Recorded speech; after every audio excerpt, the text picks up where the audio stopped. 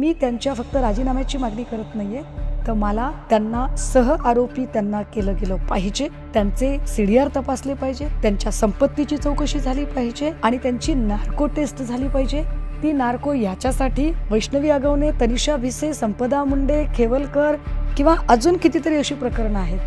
किती प्रकरणं दाबली, किती प्रकरणं सेटल झाली, किती प्रकरणात खरंच न्याय मिळाला, हे सगळं एकदा बाहेर येणं गरजेचं आहे. त्यामुळे चाकणकरांची नार्को होणं गरजेचं आहे असं मला प्रामाणिकपणे वाटतं. मला तर भीती अशीही वाटते की बघा, काल परवापर्यंत आपण ऐकत होतो की 58 व्हिडिओ, आज मात्र म्हणतात की 100पेक्षा जास्त व्हिडिओ आहेत. आणि विशेष म्हणजे भीती अशी वाटते की कदाचित काही महिला ब्लॅकमेलिंग किंवा इब्रतीपोटी काहींनी आत्महत्या तर केली नसेल ना. धनंजय मुंडे काही हातात सुरा घेऊन कुठे नव्हते किंवा त्या गुन्ह्यात ते आरोपी नव्हते, पण वाल्मिक कराडशी मैत्री आहे म्हटल्यावर मंत्रिपदाचे प्रिव्हिलेज कदाचित मित्र असणाऱ्या वाल्मिकला मिळू शकतात, म्हणून धनंजय मुंडेचा राजीनामा झाला. मग जर तुमचा एवढे व्यक्तिगत संबंध त्यांच्याशी आहेत, कारण त्या म्हणतात की नाही माझे फक्त ट्रस्ट पुरते संबंध आहेत, पण तसं नाहीये. चाकणकर वगळता कोणीही त्यात असेल, अगदी कोणीही, माझ्या पक्षाशी जरी संबंधित कोणी असेल तर त्यांचीही गय केली जाऊ नये, कारण प्रश्न पक्षीय राजकारण सोडून इथल्या लेकी बाळींच्या इब्रतीचा प्रश्न आहे. 3 नेत्यांची खात्री देऊ शकते की जे असू शकत नाहीत. त्यातलं जे मला पहिलं नाव जे वाटतं ते पवार साहेब, दुसरं उद्धव साहेब आणि तिसरं राज्याचे मुख्यमंत्री फडणवीस. बऱ्याच वेळा त्यांच्या संदर्भात चर्चा झाली, त्यांच्या राजीनाम्याची मागणी झाली, पण चाकणकरांचा राजीनामा होत नाही. याच्या मागे नेमकं काय कारण आहे? राष्ट्रवादी काँग्रेसमध्ये जे गट आहेत त्यातल्या तटकरे लॉबीच्या चाकणकर आहे. जर 2 दिवसांनी काही झालं नाही तर कदाचित मग मला रस्त्यावरची लढाई लढावी लागेल.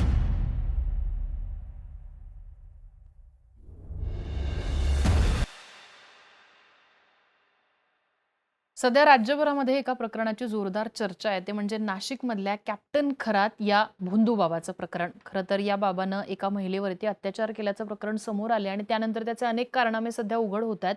यामध्ये राजकीय नेत्यांचे लागेबंदे जे आहेत ते स्पष्टपणे दिसत आहेत, फोटोज व्हायरल होत आहेत आणि त्यामध्येही रुपाली चाकणकर यांचं नाव सातत्याने समोर येताना दिसतंय. त्यांच्या राजीनाम्याची मागणी होतीये. या सगळ्या घडामोडींच्या पार्श्वभूमीवर आज बोलबिडू चर्चामध्ये माझ्यासोबत बोलण्यासाठी ठाकरे गटाच्या नेत्या सुषमा अंधारे ताई आहेत. ताई, तुमचं स्वागत आहे बोलबिडूमध्ये. धन्यवाद. जसं मी म्हटलं की राज्यभरात खूप चर्चेत आलेला विषय आहे. खरं तर निवडणुकांच्या नंतर सगळं थंड वातावरण होतं आणि अचानकपणे अशा पद्धतीचा एक व्हिडिओ चर्चेत आला, ज्याच्यामध्ये राजकीय नेत्यांचे संबंध जोडले जात आहेत. मुळामध्ये हे प्रकरण जे आहे कॅप्टन खरातचं, ते कसं समोर आलं आणि या संदर्भात तुम्ही जे आता जे आरोप करताय चाकणकरांवरती, त्यामागचे नेमके संदर्भ काय, तुम्हाला ही माहिती कुठून मिळाली, कशा पद्धतीने हे सगळं घटनाक्रम झालाय? कॅप्टन खरातचं प्रकरण आजचं नाहीये. गेल्या 2-3 वर्षांपासून खरातांच्या संबंधाने अनेक तक्रारी येणं सुरू होतं, मात्र त्या तक्रारींना वाचा फोडली जात नव्हती. याच्या संबंधाने मागच्या वर्षीच एक FIR झाला होता, एक NC पण झाली होती. ती NC FIR होता होता NC झाली, कारण ती FIR होऊ नये यासाठी चाकणकरांनी हस्तक्षेप केला. त्या गोष्टी आता पुढे आल्या. एक स्थानिकचं वृत्तपत्र आहे खबरदार पुढारी नावाचं, ज्याचं पत्र मी परवा दिवशीच ट्विट केलं होतं. या खबरदार पुढारीने हा विषय हाताळायचा प्रयत्न केला, त्याला वाचा फोडायचा प्रयत्न केला. एक पीडित महिला त्यांच्याकडे आली होती, दत्तात्रय खेमनारकडे, आणि खेमनारांनी तो विषय हाताळायचा प्रयत्न केला. पण त्या काळात चाकणकरांनी हस्तक्षेप केला आणि सुमोटो अंतर्गत याच्यावर कारवाई झाली पाहिजे असं म्हणत एक प्रयत्न केला. एक पीडित महिला, मी आता नाव डिस्क्लोज करत नाही, जेव्हा त्या महिलेला याचा खरातचा सहकारी नीरज जाधव याने ब्लॅकमेल करायचा प्रयत्न केला, तेव्हा नीरज जाधवच्या विरोधात ती महिला पोलीस स्टेशनमध्ये गेली. तेव्हा त्या नीरज जाधवने खरातांचं नाव घेऊ नये म्हणून तिथल्या तिथे त्याला कसं जायबंदी करता येईल यासाठी पण प्रयत्न चाकणकरांनी केले. आता ते कागदोपत्री स्पष्ट झाले. चाकणकरांनी हा जो दत्तात्रय खेमनार आहे, या दत्तात्रय खेमनारचा जबरदस्ती माफीनामा मागवला आणि विशेष म्हणजे त्याला पत्र पाठवलं, जे पत्र महिला आयोगाच्या डेसिग्नेशन असणाऱ्या लेटर हेडवरचं ते पत्र होतं. हे गंभीर आहे. म्हणजे महिला आयोगाची जी कार्यपद्धती असते त्याच्यात 3 प्रमुख मुद्दे असतात. मी आपल्याला फार जबाबदारीनं सांगितलं पाहिजे की विजया रहाटकरजी जोपर्यंत या आयोगाला अध्यक्ष होत्या तोपर्यंत या आयोगाचं इतकं स्तोम नक्कीच नव्हतं, किंबहुना या आयोगाला मोठे अधिकारही नव्हते. या पदाची ग्लोरी, ग्लॅमर आणि राजकीय वजन जे वाढलं ते अर्थातच चाकणकरांच्या काळात वाढलं. ते का कसं वाढलं हा एक अलहिदा विषय आहे. परंतु 3 महत्त्वाचे मुद्दे आयोगाचे असतात. त्यातलं एक समावेशन म्हणजे काय, की एखादी पीडित महिला असेल आणि ती जर मुख्य प्रवाहातनं बहिष्कृत ठरत असेल, एक्सक्लूड केलं जात असेल, तर तिला इन्क्लुजन प्रोसेसमध्ये आणणं म्हणजे समावेशनाच्या प्रक्रियेत आणणं. यासाठी तिला काम करायचंय. दुसरं काय काम आहे, की समुपदेशन म्हणजे एखादी महिला जर हताश होत असेल, नाउमेद होत असेल, जगण्याची आशा सोडत असेल, तर तिचं काउन्सिलिंग करणं, समुपदेशन करणं. आणि तिसरं, एखादी अन्यायाविरुद्ध लढायला घाबरत असेल, तर तिला लढण्याची ताकद देणं म्हणजेच तिचं सबलीकरण करणं. सबलीकरण, समावेशन, समुपदेशन या 3 मुद्द्यांवर काम केलं गेलं पाहिजे. दुर्दैवाने चाकणकरांचं काम या 3ही मुद्द्यांच्या वेगळं काम झालं, विरुद्ध झालं. वैष्णवी हगवणे प्रकरण असेल किंवा तनिषा भिसेचं प्रकरण असेल, डॉक्टर संपदा मुंडे प्रकरण असेल, या प्रत्येक प्रकरणात कारण नसताना पीडितेला न्याय देण्याऐवजी पीडितेचंच चारित्र्यहनन करण्याचा प्रयत्न हा चाकणकरांकडनं झाला, जो अत्यंत गंभीर आणि आक्षेपार्ह आहे. त्यावर मी स्वतःसुद्धा खूप वेळा जोरदार आक्षेप घेतलेले आहेत. आता या चाकणकरांचे खरात यांच्याशी व्यक्तिगत संबंध आहेत, कौटुंबिक संबंध आहेत, ट्रस्टचे संबंध आहेत. त्या त्यांच्या ट्रस्टवर आहेत. आपण जर नीट काळजीपूर्वक बघितलं तर त्या ट्रस्टचं जी नामावली आहे, जो नामफलक आहे, या नामफलकावर इतर कुठल्याही व्यक्तीच्या विशेष दर्जाचा उल्लेख नाही. बरं. मात्र चाकणकरांच्या नावासमोर महिला आयोगाचा उल्लेख आहे. बरं. म्हणजे हे एका अर्थाने हा धमकवण्याचाच प्रकार आहे, प्रभावित करण्याचा प्रकार आहे, की सी माझ्या पाठीशी कोण कोण आहे.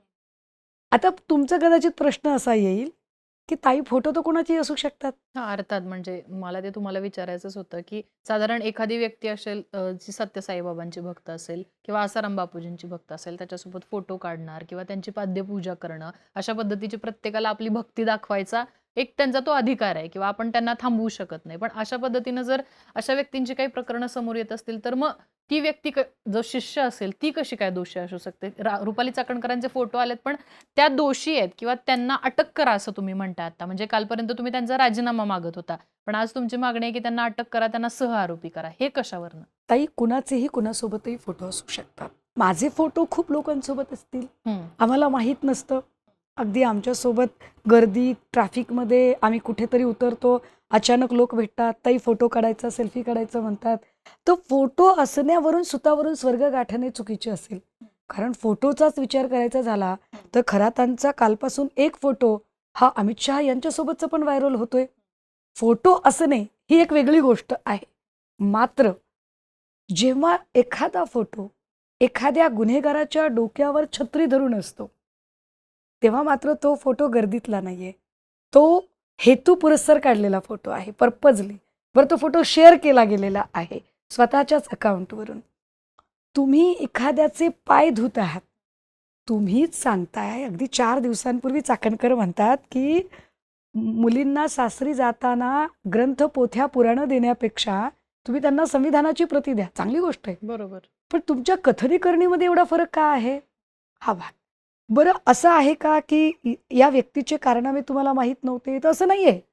चाकणकरांना मागच्या वर्षी मार्च 2025ला खेमनारने जेव्हा हे प्रकरण बाहेर काढायचा प्रयत्न केला, तेव्हा चाकणकरांनी स्वतः त्याला धमकावलं, त्याच्यावर दबाव आणला, त्याचा माफीनामा लिहून घेतला, हे सगळं केलं.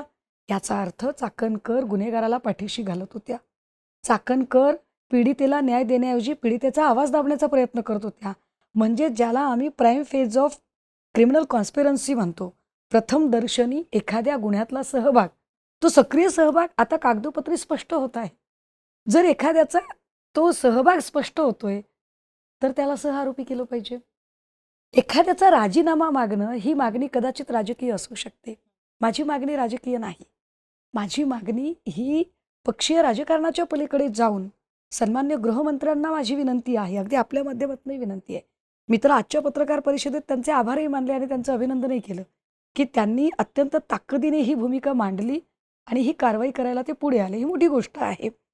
त्यामुळे जेव्हा त्या गुन्हेगार आहेत हे दिसतंय प्रथम दर्शनी, तेव्हा त्यांची चौकशी झाली पाहिजे. त्यांचे CDR सगळ्यात महत्त्वाचे तपासले गेले पाहिजेत. त्यांचे सगळे कॉल रेकॉर्ड्स काढले गेले पाहिजेत, की मागच्या 10 दिवसात त्यांनी खरातांना किती वेळा फोन केला. तो फोन रात्री अपरात्री, दिवसा कुठल्या परिस्थितीत फोन झालेले आहेत. खरातांनी किती वेळा फोन केलेत. खरातांच्यासाठी यांनी अजून काही पोलीस अधिकाऱ्यांना फोन केलेत का? कारण मी म्हटलं ना, की कुठलाही महिला आयोगाचा अध्यक्ष या पद्धतीने गृह खात्यात हस्तक्षेप करत नव्हता. हा हस्तक्षेप चाकणकरांच्या काळात जास्त वाढला. चाकणकरांना कदाचित त्यांच्या पक्षानेही तेवढे जास्त प्रिव्हिलेज दिले, ज्या प्रिव्हिलेजमुळे. आणि मग राजीनाम्याची मागणी का केली जात असेल आधी, तर त्याचं साधं कारण आहे. माणिक कोकाटेंचा फक्त एक ऑनलाईन रमी गेमचा व्हिडिओ व्हायरल झाला. हो, त्यानंतर त्यांचं ते सदनिकांचं प्रकरणही सदनिका आलं होतं. हो. आणि मग राजीनामा झाला. हम्म. धनंजय मुंडे काही हातात सुरा घेऊन कुठे नव्हते किंवा त्या गुन्ह्यात ते आरोपी नव्हते. पण वाल्मिक कराडशी मैत्री आहे म्हटल्यावर मंत्रिपदाचे प्रिव्हिलेज कदाचित मित्र असणाऱ्या वाल्मिकला मिळू शकतात, म्हणून धनंजय मुंडेचा राजीनामा झाला. मग जर तुमचा एवढे व्यक्तिगत संबंध त्यांच्याशी आहेत, कारण त्या म्हणतात की नाही माझे फक्त ट्रस्ट पुरते संबंध आहेत, पण तसं नाहीये. आत्ता मी काही फोटो माझे गाडीत मी ते दाखवले असते आपल्याला, की त्या त्यांच्या कौटुंबिक कार्यक्रमात आहेत, हम्म. त्यांच्या लग्न सोहळ्यांमध्ये वावरत आहेत. खरातांची एक भाची यांच्या घरामध्ये राहतीये. खरातांचे वडील वारले तेव्हा या त्यांच्या कार्यक्रमांमध्ये होत्या. सगळीकडे या दोघांचा वावर फार व्यवस्थित दिसतो. नुसता वावर दिसतो म्हणून ते गुन्हेगार नाहीत. मी पुन्हा हा, सांगते. बरोबर. हो. त्यांनी पीडितांचा आवाज दाबण्यासाठी त्यांना धमकावलं. कायदेशीर नोटिशीचे धाक दाखवले. या हा त्यांचा गुन्हा संदर्भात आहे. तुमच्याकडे काही पुरावे आहेत का? म्हणजे पीडितांनी तुम्हाला काय सांगितलं का, की त्यांनी कॅप्टन खरातच्या विरोधामध्ये चाकणकरांकडे जाण्याचा प्रयत्न केला किंवा ज्या पद्धतीनं पोलीस तक्रार आत्ता फक्त एक समोर आली, अशा पद्धतीच्या काही तक्रारी आधीच्या काळात एन झाल्या होत्या नंबर्स का? ऑफ हम्म. याच्या खूप साऱ्या तक्रारी आहेत. मला वाटते काल पण 3 लोक पुढे आलेली आहेत. अजून खूप साऱ्या महिला पुढे येतील. महत्त्वाचं म्हणजे मला तर भीती अशीही वाटते, की बघा काल परवापर्यंत आपण ऐकत होतो की 58 हो, व्हिडिओ, व्हिडिओ. आज मात्र म्हणतात की 100चा आकडा 100 आहे. पेक्षा हो, जास्त हो, व्हिडिओ हो. आहेत. आणि विशेष म्हणजे हो. मला भीती अशी वाटते की कदाचित काही महिला ब्लॅकमेलिंग किंवा इब्रतीपोटी काहींनी आत्महत्या तर केली नसेल ना, काहींच्या जीवाचं तर बरं वाईट झालं नसेल ना. सो अशा खूप महिला आहेत. मी त्यांची नावं डिस्क्लोज करू शकत नाही. आजच एक मला म्हणजे काल एक फोटो आला होता माझ्याकडे आणि त्यांनी सांगितलं की ताई याच्यामध्ये ना चाकणकर या तंत्रमंत्र विद्या करतायत आणि त्यांनी ती करंगळी कापली. मला आश्चर्य अनामिका. वाटलं. हो. अनामिका सॉरी. तर मला कळे ना की अशी अनामिका कधी कापतात काय नाही. मी जरा तंत्रमंत्र विद्याचं थोडंसं गुगल करत होते तेव्हा कळलं की एखाद्या माणसाला वशीभूत करायचं असेल तर अशी अनामिका कापली जाते आणि ती अनामिका कापताना सूर्यग्रहाच्या ठायी यश आहे, शुक्र ग्रहाच्या ठायी आकर्षण आहे. 2 ग्रहाला अनुकूल करून त्यांचा आशीर्वाद घेण्यासाठी असा विधी केला जातो. पण असा विधी कधी केला जातो तर तो विशिष्ट दिवशी अमावस्या किंवा पौर्णिमा. साधारणतः 9 सप्टेंबरचा पहिला फोटो दिसतो आणि 28 डिसेंबरचा शेवटचा फोटो दिसतो. मग सप्टेंबरच्या आसपास कधी जखम झालेली असेल. मग सप्टेंबरच्या त्या आठवडाभरातले जेव्हा आम्ही दिनविशेष तपासले तेव्हा 2 सप्टेंबर 2024ला सोमवती अमावस्या दिसते. आणि विशेष म्हणजे जरी किचनची जखम असेल तर किचनमधली जखम आम्ही किचनमध्ये काम करतो त्यामुळे ती एक 15 दिवसात होऊन जाते. 4 महिने एक जखम राहते. हे विशेष आहे, हे गंभीर आहे. घटनात्मक संस्थेच्या प्रमुखांकडून अंधश्रद्धा निर्मूलन कायद्याचे उल्लंघन होणे. कारण त्यांची प्रत्येक कृती ही प्रातिनिधिक असते, त्याला एक वर्तन व्यवहार असतो. दुसरी गोष्ट काय आहे की खरात असतील किंवा चाकणकर असतील, महिला आयोगाला असा किती मानधन मिळतं बरं. मग त्यांच्या ज्या बेनामी सगळ्या संपत्ती आहेत त्याचे स्रोत सुद्धा एकदा तपासले गेले पाहिजेत. तुम्ही असंही म्हटलंय पत्रकार परिषदेमध्ये की आर्थिक व्यवहार दोघांमध्ये किंवा काही दोघांचे आर्थिक कंपनीज व्यवहार आहेत. आहेत का ते सुद्धा चेक केले गेले पाहिजेत. फायनान्शियल इन्व्हेस्टमेंट एकत्रित आहेत का त्या चेक केल्या गेल्या पाहिजेत. देश विदेशातली जी खरातांची गुंतवणूक आहे त्यात काय विषय आहे का. आणि असं नाही बरं का की फक्त चाकणकरच. आत्ता चाकणकरच्या संबंधाने ढिगभर पुरावे समोर येत आहेत म्हणून, पण चाकणकर वगळता कोणीही त्यात असेल, अगदी कोणीही, माझ्या पक्षाशी जरी संबंधित कोणी असेल तर त्यांचीही गय केली जाऊ नये. कारण प्रश्न पक्षीय राजकारण सोडून इथल्या लेकी बाळींच्या इब्रतीचा प्रश्न आहे. अर्थात. जसं तुम्ही म्हणाला तुमच्या पक्षाशी संदर्भात, तर मिलिंद नार्वेकर यांचा पण एक फोटो समोर आलाय आता, ज्याच्यामध्ये कॅप्टन खरात त्यांच्या बाजूला दिसतो. जयंत पाटलांचा फोटो समोर आलाय. निलेश लंकेंचा फोटो समोर आलाय. म्हणजे महाविकास आघाडीचे एकनाथ नेते आहेत. शिंदेचा फोटो आहे, त्यांच्या पत्नी सकट हो, आहे, एकनाथ दीपक शिंदेचा आहे, केसरकरांचा आहे राधाकृष्ण विखे पाटलांचा आहे. अर्थात. आणि अमित शहांचा पण आहे. येस, पण मी स्पेसिफिकली असं तुम्हाला विचारायचं मला, की महाविकास आघाडीचे तुमच्या पक्षाचे नेते सुद्धा आहेत, जे साधारणतः पुरोगामी राजकारण असेल किंवा मग अशा गोष्टी ज्या आहेत त्या पुढं करत असतात. मग जयंत पाटील स्वतः, मग अशा सुद्धा नेत्यांनी अशा माणसासोबत फोटो काढणं, त्याची भेट घेणं किंवा त्यांचा तंत्रमंत्र विद्यांमध्ये सहभाग आहे की नाही हे आपल्याला माहिती नाही, पण अर्थात ते त्यांच्यासोबत दिसत आहेत.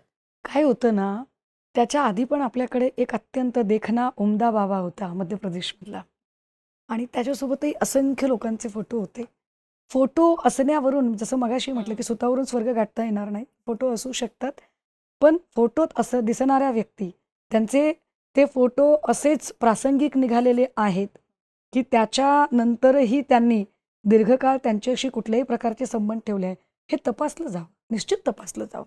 त्याला काही म्हणजे कर नाही त्याला डर कसली. त्यामुळे सगळ्यांचे मी तर मगाशी पत्रकार परिषदेत म्हटलं की मी 3 नेत्यांची खात्री देऊ शकते की जे असू शकत नाहीत.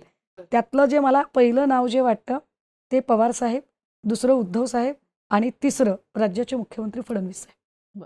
जरी ते माझ्या विरोधी पक्षातले असले तरी मी त्यांची टीकाकार राहील, हो. परंतु जिथे टीका करायची असेल मी तिथेच करेन. अननेसेसरी अनावश्यक me out of the box जाऊन मला काही त्याच्यावरती कमेंट करायची गरज नाही, परंतु काही लोक अशा भानगडीत दिसणारच नाहीत याची एक खात्री असते. त्यातला तो प्रकार आहे आणि म्हणून मला असं वाटतं की मी त्यांच्या फक्त राजीनाम्याची मागणी करत नाहीये, तर मला त्यांना सह आरोपी त्यांना केलं गेलं पाहिजे, त्यांचे CDR तपासले पाहिजेत, त्यांच्या संपत्तीची चौकशी झाली पाहिजे आणि त्यांची नार्को टेस्ट झाली पाहिजे. ती नार्को ह्याच्यासाठी की वैष्णवी आगवणे, तनिषा भिसे, संपदा मुंडे, खेवलकर किंवा अजून कितीतरी अशी प्रकरणं आहेत. किती प्रकरणं दाबली, किती प्रकरणं सेटल झाली, किती प्रकरणात खरंच न्याय मिळाला, हे सगळं एकदा बाहेर येणं गरजेचं आहे. त्यामुळे चाकणकरांची नार्को होणं गरजेचं आहे असं मला प्रामाणिकपणे वाटतं. पण या सगळ्यामध्ये रुपाली चाकणकर कालपासून सोशल मीडियावरती पण ऍक्टिव्ह नाही आहेत किंवा त्या मीडियासमोर अजूनही आलेल्या नाही आहेत. त्यांची बाजू फक्त काल त्यांनी एक ट्विट केलं होतं की ज्यामध्ये त्यांनी असं म्हटलं होतं की वैयक्तिक माझा खरातांशी काहीही संबंध नाही आहे, पोलीस चौकशी करत असतील तर त्यांना सहकार्य राहील किंवा त्यांनी करावी अशा पद्धतीनं. त्या फरार आहेत असं रुपाली ठोंबरेंचं या ठिकाणी म्हणणं आहे. पण रुपाली चाकणकर यांचं नाव काय पहिल्यांदा चर्चेत येणारं किंवा वादग्रस्त प्रकरणांमध्ये आलेलं नाही, जसं तुम्हीच आता उल्लेख केला. बऱ्याच वेळा त्यांच्या संदर्भात चर्चा झाली, त्यांच्या राजीनाम्याची मागणी झाली, पण चाकणकरांचा राजीनामा होत नाही. ह्याच्या मागे नेमकं काय कारण आहे? काय होतं ना की खरं तर त्यांच्या पक्षांतर्गत राजकारणावर आपल्याला बोलायचा, टिप्पणी करायचा अधिकार नाही, पण एक नक्की आहे की राष्ट्रवादी काँग्रेसमध्ये जे गट आहेत वेगवेगळे, त्यातल्या गट म्हणण्यापेक्षा लॉबीज आहेत, त्यातल्या तटकरे लॉबीच्या चाकणकर आहेत. त्याचं कारण मी आपल्याला सांगितलं पाहिजे की सूरज चव्हाणला एका प्रकरणामध्ये अजितदादांनी तंबी देत पदावरून दूर काढून केलं टाकलं होतं होतं. हो. आणि तटकर यांनी तात्काळ त्याला बढती देत पुन्हा एकदा आत घेतलं होतं. त्यामुळे सूरज चव्हाण असतील, हे चाकणकर असतील, हे सगळे तटकरे लॉबीतले लोक आहेत. अँटी लॉबीमध्ये कोण आहे? मिटकरी आहेत, रुपाली ठोंबरे आहेत. त्यामुळे पक्षामध्ये ज्यांचा होल्ड आहे, वरचष्मा आहे, अशा वरचष्मा असणाऱ्या लोकांची कृपादृष्टी असल्यामुळे त्या सगळ्याच लोकांवर, फक्त महिला आघाडी नाही, सगळ्याच लोकांवर दादागिरी करतात असा अनेक लोकांचे आक्षेप आहेत. अर्थात it is none of my business, मला त्याच्याशी काही घेणं देणं नाही आहे. माझा कन्सर्न जो आहे तो एका ठराविक प्रकरणापुरता आहे, पण सातत्याने वादग्रस्त राहूनही त्या पुन्हा पुन्हा त्या पदावर राहतात. त्याची एक इनसाईड स्टोरी मला आत्ता अशीही कळली की त्यांचं मध्येच एकदा पद गेलं होतं, प्रदेशाध्यक्षपद, आणि पुन्हा एकदा त्यांना प्रदेशाध्यक्ष केलं गेलं. तर तेव्हा जे प्रदेशाध्यक्षपद गेलं होतं तेव्हा ती मध्यस्थी करण्यासाठी खरातांनी मध्यस्थी केली होती असं सुद्धा कळतं. आणि कारण जसं एकनाथ शिंदे त्यांचे भक्त संप्रदायात आहेत, तसे तटकरे पण त्यांच्या भक्त संप्रदायात आहेत. त्यामुळे अनेक राजकीय पक्षांशी संबंध असणारे असे जे काय म्हणतात त्याला, जसे लवगुरू असतात तसे पॉलिटिकल गुरु पण असतात, तर हे पॉलिटिकल गुरु आहेत. तर अशा पॉलिटिकल गुरु आपल्याकडे आधी भैयू महाराज पॉलिटिकल गुरु म्हणून काम करायचे, तर तीच भूमिका आता खरातसारखी मंडळी करतात. तर ते आहे. पण आता या सगळ्या संदर्भामध्ये राष्ट्रवादी काँग्रेस, अजित पवार पक्षाच्या अध्यक्षा या सुनेत्रा पवार आहेत, राज्याचे उपमुख्यमंत्री आहेत, पहिल्या महिला उपमुख्यमंत्री. त्यांची या संदर्भात अजून काही भूमिका स्पष्ट झालेली नाही. पण तुमचं काही बोलणं झालंय का? कारण त्यांच्याच पक्षावरती अशा पद्धतीचे आरोप होत आहेत. दादांच्या जाण्यानंतर पक्षावरती म्हणजे मागं नरहरी झिरवळ यांच्या प्रकरणामुळे सुद्धा त्यांच्यावरती आरोप झालेले होते. तर पक्ष कुठेतरी डॅमेज होतोय या सगळ्यामध्ये. त्या संदर्भात तुमचं काही बोलणं झालंय का? त्यांची काय भूमिका असणार आहे? काही कल्पना आहे का तुम्हाला? तुम्ही काय बोलणार आहात का? चाकणकरांच्या एकूण अत्यंत वादग्रस्त कार्यपद्धतीमुळे अ, आयोगाची तर गौरव गरिमा धुळीस मिळतेच मिळते, पण त्यासोबतच पक्षाची सुद्धा प्रतिष्ठा धुळीस मिळते. अशा वेळेला पक्षप्रमुखांनी त्याची गांभीर्याने दखल घेतली पाहिजे. योगायोगाने या पक्षाच्या प्रमुख कर्तृत्ववान अजितदादांच्या नंतर त्यांच्या पत्नी आणि एक संवेदनशील महिला नेत्या म्हणून सुनेत्रा वहिनींकडे ती आता जबाबदारी आहे. त्यामुळे सुनेत्रा वहिनींकडून आम्हाला जास्त अपेक्षा आहेत. सुनेत्रा वहिनी पहिल्यांदा उपमुख्यमंत्री झाल्या तेव्हा सगळ्यात पहिलं अभिनंदन त्यांचं मी केलं होतं. परंतु आत्ता जाब विचारायलाही आम्हाला तेवढ्याच ठामपणे त्यांच्याकडे बोलावं लागेल. मी माझ्याकडून सुनेत्रा वहिनींना निरोप पाठवलाय. त्या मला आज उद्या भेटायला वेळ देतील. मी सन्माननीय गृहमंत्र्यांनाही भेटीसाठी वेळ मागितलाय.